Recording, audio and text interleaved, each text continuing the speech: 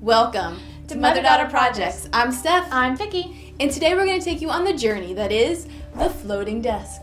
And what a journey it's been. This has been the biggest build that we've done to date. We've never done a lot of woodworking, and in hindsight, we probably should have just gone with a pre-designed plan.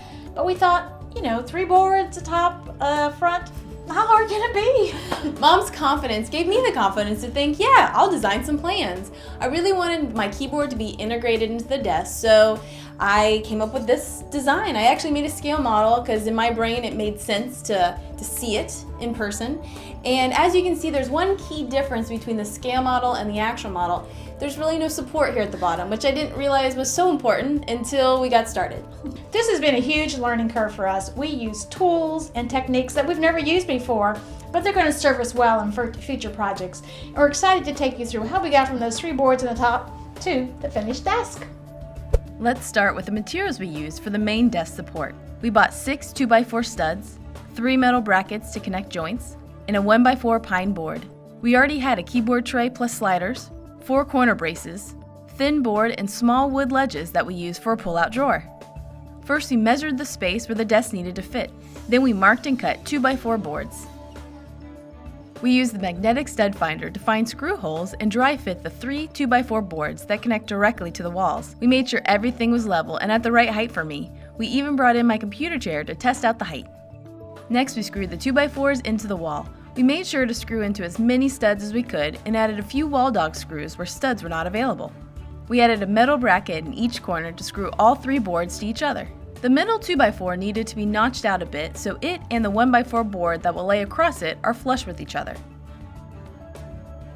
We based the middle 2x4 placement on the width of the keyboard. We used another metal bracket to attach the middle board. Next, we dry fit the 1x4 pine board that attaches to the top, but we were not sure how to attach the wood. We ended up making pocket holes using the Craig jig system. This was our first time using this tool and are really happy with the results.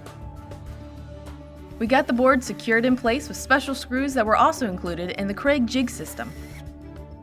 Then we screwed the middle section together.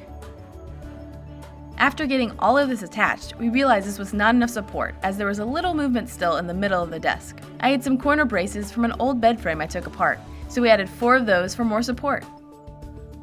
We attached the keyboard tray and still needed more support, so we added more 2x4s and used the Craig jig system again. On the left side, we decided to add a little drawer to keep cables and such in. We had some scrap backing board from an old dresser and wood ledges that we used. The desk would have probably been fine, but there was still a little give in the middle section, so we found a large metal brace that we attached to the bottom, just to make sure everything was nice and secure. Now on to the top of the desk. We used 23 wood slats, de-stressing tools, a staple remover, gray stain, and sealer. Each slat had 4 staples that needed to be removed, so we worked on this together. Hi-ho, hi-ho, hi-ho, it's off to work we go.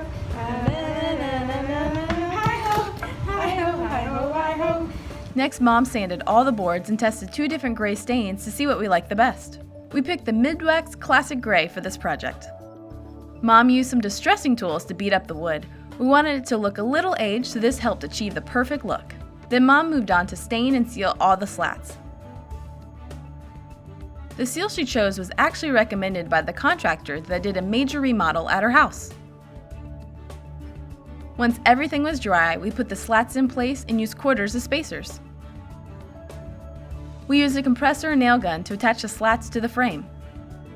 This was the first time using both these tools, but after reading through the manuals and safety tips, we felt confident and look forward to using these tools again.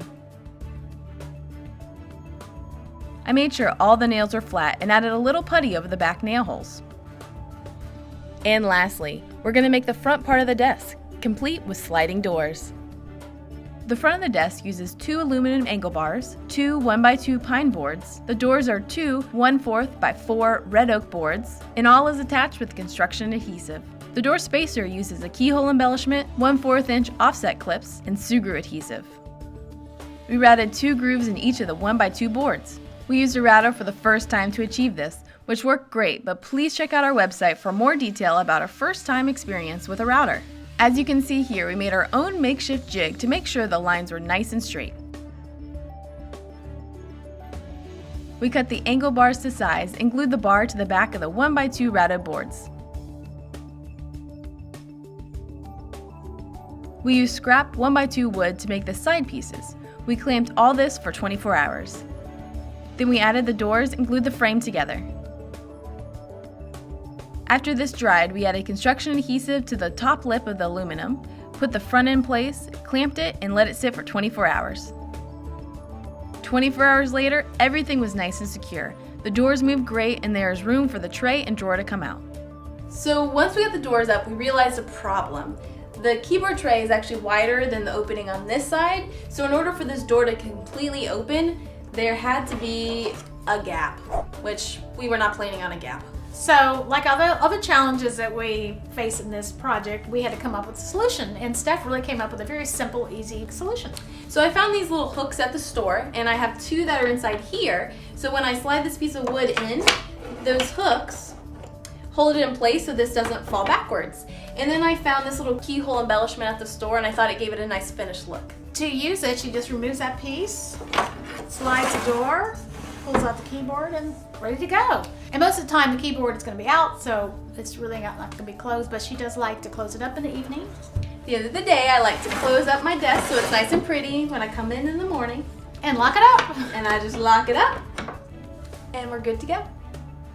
What we learned. We learned so much in this project that we're going to share it in a couple of posts.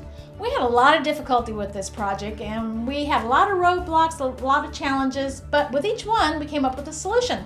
Except this one time. So when we were told towards the end of the build, I was out of ideas and I was about to give up, but Mom pulled through and she had the last idea we needed to get this done, and it was an awesome idea. We needed a way to put the front of the desk on because the design just wasn't going to work the way we had come up with it. So I went in my garage and I found this piece of aluminum that I thought, hey, this is going to work. So I brought it over and we dry fit it, and it worked. And the coolest thing about that is it had paint on it, and I decided to use a little bit of 220 grit sandpaper to sand that off, and it left the most beautiful brushed aluminum finish, which really just completes the desk. And my favorite part of the desk is actually the wood slats. These are from an old bed frame that I had taken apart. I saw them in my garage and thought they'd be perfect for the desk, and I'm pretty sure I was right. Our motto is try, learn, share, and that's exactly what we did on this project. We tried a lot of different things, we learned from those different things that we tried, and we're sharing those with you. Not just our successes, but our mistakes also. And all of that and more can be found on motherdaughterprojects.com, so check us out. And look, we still have all our digits, and only one Band-Aid was needed, and that was that unfortunate staple removal incident. Always wear gloves.